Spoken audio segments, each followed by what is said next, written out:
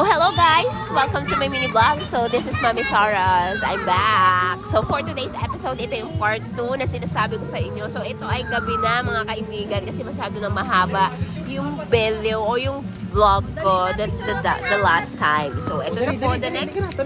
Ito yung gabi, the eksena. So ang mga bata ay mga nag-picture taking dahil ito ay pajama night na dahil si JK and si Sky is ready to go to bed.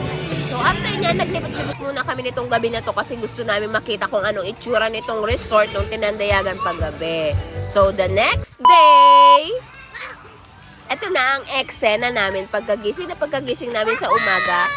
Nabalitaan na namin na meron pang swimming pool sa kabilang area nitong Tinandayagan. And then meron din doon naman na hanging bridge. So kami ay talagang hindi nagpatumpik-tumpik, talagang kami ay naggora na ng aming ng aming isang pamilya, charis.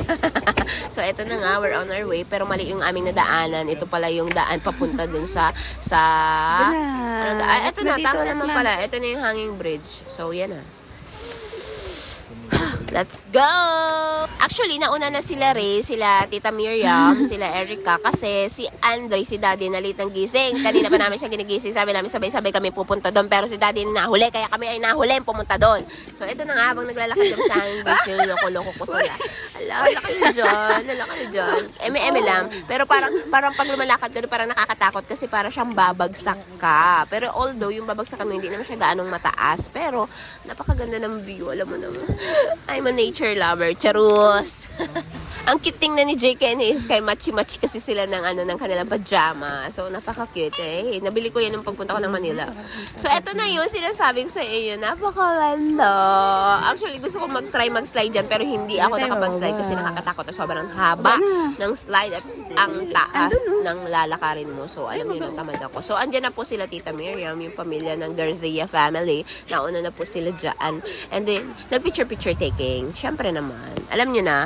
Pero dahil nakakita na naman ng swimming pool si JK, alam niyo na ang eksena nito. Hindi pwedeng hindi siya liligo kasi pag nag-contract ka, mag-aaway kayo. So, nandito din, mayroon din ditong mga swings. And then, dun sa taas, yan yung slide na sinasabi ko. So, ito po yung Garcia family. Kami ay sabit. Charis.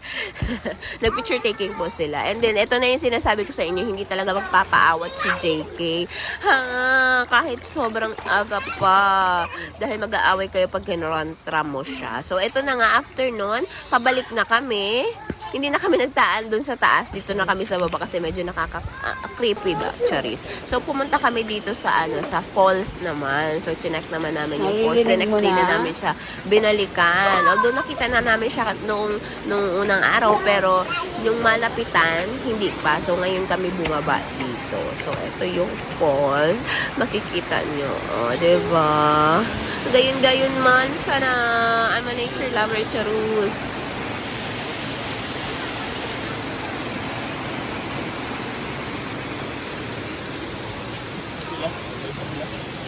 So, after namin doon sa falls, bumalik na kami sa taas at si JK wala na talaga siyang paawat. Wala na itong hintuan. Dire-diretso na ang swimming dive. Kala mo marunong siya mag-swim pero naglalakad lang siya dyan.